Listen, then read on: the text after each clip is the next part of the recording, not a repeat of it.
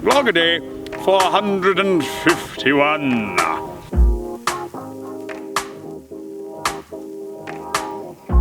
Good morning. It's Writerly Wednesday, which means it's time to start talking about some publishing stuff because I keep getting asked questions, and one that just came up this week on what you should do, like what the first steps were for publishing and who you should try to get published by and where you should try to promote things and blah, blah, blah. That's a really big question, but I think it all comes down from one point, which is what are your goals? What do you want? We'll talk about that for a second. But first, I have to finish uploading yesterday's vlog, which I just edited this morning because I let myself sleep. Last night, I couldn't physically stay awake. I edited maybe the first minute of my vlog. I was like, I'm gonna throw up. I'm going to bed. Got a good like 8.5 hours of sleep, which was great. 8.5 M&Ms worth of sleep. You're bound to do it every once in a while, so I feel rip-roaring ready to go. So today I'm gonna obviously get that ready, and then I've got some stupid stuff that I gotta get done. Got some admin work I need to do, some things I need to, I have a lot of side project stuff all coming together all at once right now, so I gotta get all that done. I'm also meeting with Phil to talk about strategy for a little bit. And I haven't eaten anything, and it's like 11:30 or noon or something. I don't even know what time it is. So we're gonna find food, then we're gonna go find Philip, and then we're gonna go, I don't know, we'll figure it out from there. We're on a ride together. Mail call. I didn't even make it all the way out the front door before I got this handed to me.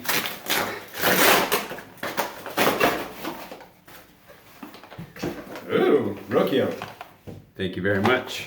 Rokio gave me an Amazon gift card, and what I bought with it, this is gonna be kind of nerdy, so forgive me for this, but I bought a USB hub because the USB ports on my computer are not in good shape, and so I can't keep more than 2 things plugged in at a time, and I really want to keep my hard drives all plugged in so I can keep them backed up, and I'm not unplugging and plugging them in all the time. And voila, now that's going to be a possibility.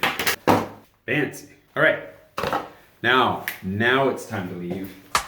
I need food. I'm so hungry.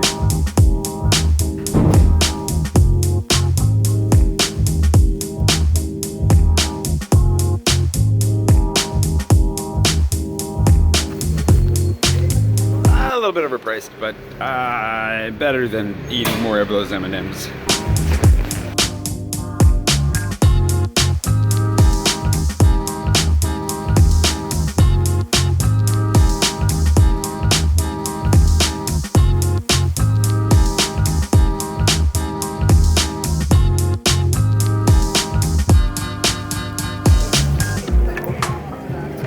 Yes, don't move.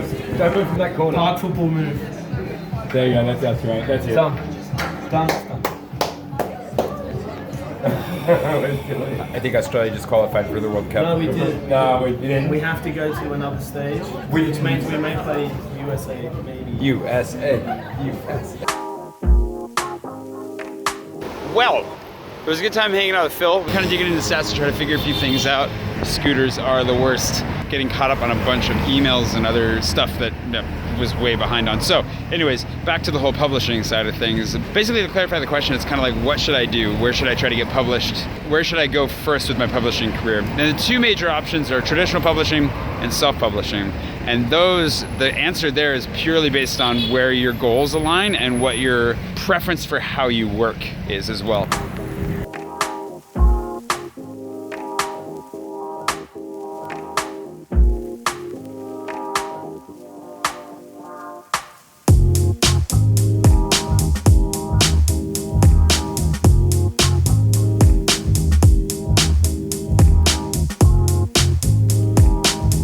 Now, of course, I'm not an expert in this. I don't know what this guy wants. Legally, he can't be here, so I'm just gonna stay where I am. I'm not an expert on all things publishing, so I'll go ahead and link to you guys to a few experts that I trust on all things publishing. But in the meantime,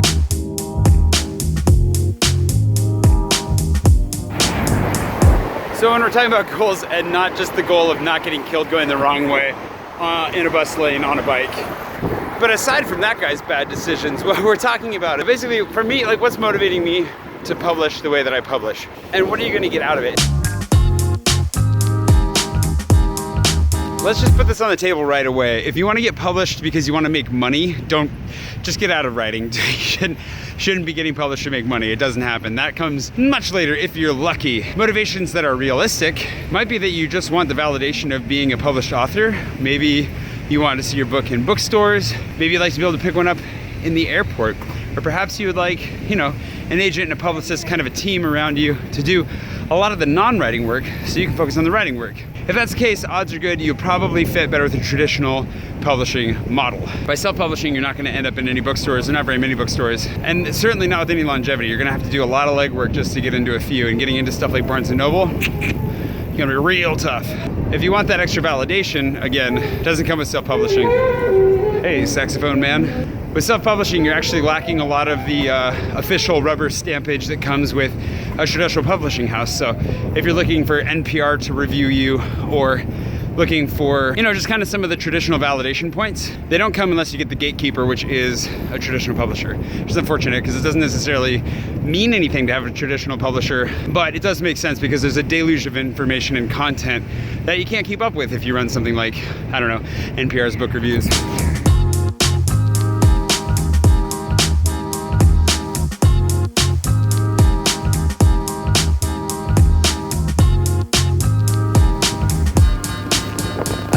Publishing has to, if you want a career in publishing at least, you've got to have a strategy that does not rely solely on other people to help you succeed, which is why you need to be working on building a brand of some sort. You need to be getting out there, learning all this stuff. Like, I went for self-publishing largely because I was scared, but also because I knew I wanted to learn a lot, because I wanted to have a lot of control over what I was doing so that I could figure out, both good and for bad, what I should be doing to publish, how it should look, how I should be going about it. So if really you just want to write stories and get them out there and hope that the world loves them, traditional publishing and kind of leaving it alone from there isn't necessarily a bad thing, but you have to remember that publishing books is a business. So if you want to get traditionally published, you want people to put their money behind it and get your book out there, put work into it. You got to give them a good reason to invest that money in the first place. And they're not going to do it if they're not going to make their money back. It's not a charity, right? So from that standpoint, you want to try and do everything you can to help your work be a commercial success for them, which kind of turns into its own little loop-de-loop. Are we allowed to go through here right now or not?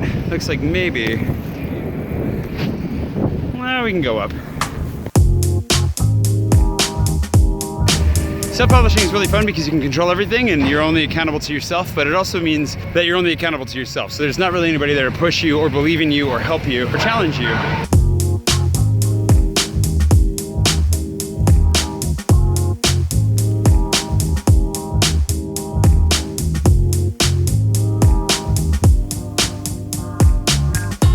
So for me, going into self-publishing was actually also a call to, like, I was thinking, if I'm gonna do all this work, because if you look at it, with traditional publishing, a lot of times they still expect you to build your own platform, spend time on social media, get out there, do your own thing, like do your own promotion. They ask you what kind of reach you have, what kind of newsletter you have, all this other stuff, which makes perfect sense. Like, before investing in you, can you sell books? Great question. But then my follow-up question to that was very much, well, then why don't I just sell the books on my own? Of course, if the company puts money into you and puts money behind you, it can make a really big difference. Of course, that's not even a question. But it is a question to wonder, okay, what is the value add? Like, especially if you are gonna get a traditional publishing deal, going into it with eyes wide open and being like, okay, what are you guys actually going to do? What are you guys actually going to offer?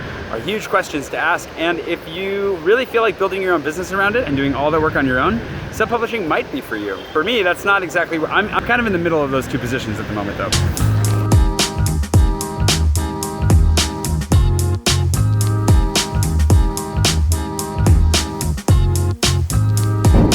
Riding a bike home? Oh, it's pretty low. Riding a bike home is pretty casual overall until you hit the hill at the end, and that's a lot more work. My strategy right now is this, beyond needing better lighting, which actually, thanks to that Amazon gift card, is about to be hopefully solved as well. Basically, I want to do things in tandem. We call it hybrid. So a hybrid career is when you have both self-publishing and traditional publishing working in tandem. And I think this is why it's really important to have a good business sense about your writing. The first thing, of course, is to actually write a halfway decent book. You have to write something that's worth reading before you should ever expect anyone to read it. And you have to remember, nobody owes you anything when it comes to this, so just because you wrote something doesn't mean anybody needs to read it. You gotta do something to earn that. And a lot of the business side is earning people's time. Being able to pitch it, being able to summarize it, being able to package it and sell it, all of those things are not icky, gross things. They're really a part of the artistic expression of saying, listen, this is worth your time and your money. Please take some of those things and give them to me in exchange for this book. So write something worth writing, starters.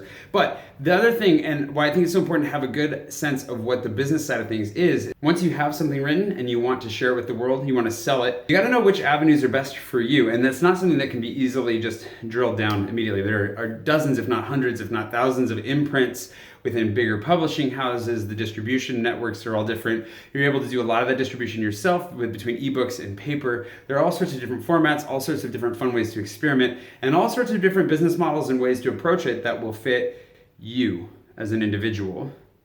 And that's why you got to be doing a lot of research. Writing is really a long tail thing. So while you're writing books, whenever you feel the interest to dive in a little bit deeper, check out some of the links that I'm going to put below. And of course, when Jane's book comes out, the book I was reading a month ago, that is a fantastic resource for understanding the business of writing. And the better you understand the business, the better you'll understand how your goals fit into a business plan. So for me, I want to, like I was saying, I'll tell you, you know, sometimes you wish you could just properly capture a sunset. So for me, my strategy is very much, it's kind of it's a multi-pronged strategy, and a lot of it's a little bit ethereal, not because I don't know what I want to do, but because so much of it's just contingent on what actually happens. I'm at a place where I've learned a lot, grown a lot, I've invested a lot of time, money, and effort into my writing career. Now it's time to up that game and go through traditional route. I do think that if you can go through traditional route, it's probably better most of the time, if not definitely better, unless you already have a huge platform at your disposal. But even then, you can use that platform to help your campaign through a traditional house. It's a matter, I guess, of where you are. For me, I don't really care if I'm published traditionally or not for like my ego, which is genuinely why a lot of people want to be published, and I think that's fine. For me, it's much more because I need that validation if I want to get through certain doors that are just not available to me, whether that's speaking at certain conferences, being invited to do different things, you know, or even just getting reviewed by particular reviewing outlets. I feel like in order to build a reputation that allows me to self-publish at the same level, or at least as close to it as I can, I need to jump through all the gatekeeping hoops that have been set before us by our forebears. So I need to get an agent, need to go get a publisher, need to get that out there and have some successful releases. And then once those are under my belt, I can more appropriately pick and choose which books I want to release myself and which books I actually feel are best suited for traditional publishing, purely on their own merits. Maybe all of them are better suited for traditional publishing, but I don't think that's necessarily the case. I don't think the exposure adjusted properly there for a bit, but in either case, those are discussions we can have later. As far as when you're starting out, the very first thing you can do is write something half decent and then start doing some research as to what's going to line up with your goals better. Getting my pizza on at Pizza Mario because I earned it on that hill getting out. Jiminy Christmas, if only I could film while riding up that hill. Just huffing and puffing. So that's just a little bit of my thoughts. We'll see if any of those turned out coherently, but I guess if I had 3 steps, let's just break it down to 3 steps to end with. Step number 1, write something worth reading. Step number 2, figure out what your own goals are. What are your motivations? Do you want to be in bookstores, or do you want to have control and make more of a percentage on your sales? Those are the kinds of decisions you got to make. And then step 3 would be research whichever outlet is going to best lead you in the right direction, right? So if you're going to go self-publishing, start looking into partners you can work with to make the best book possible and distribute it as best as possible. Build your platform, get all that kind of stuff rolling. If you're going to go the traditional route, you need to start looking into what agents represent the kind of work that you do, the publishing houses that publish the work that is similar to yours, and then, yeah, you're going to have to start going after them and hoping that they pick you up. And I think that's kind of a good starting point. And that's a lot of work in and of itself. Just those 3 steps are years worth of work, pretty much.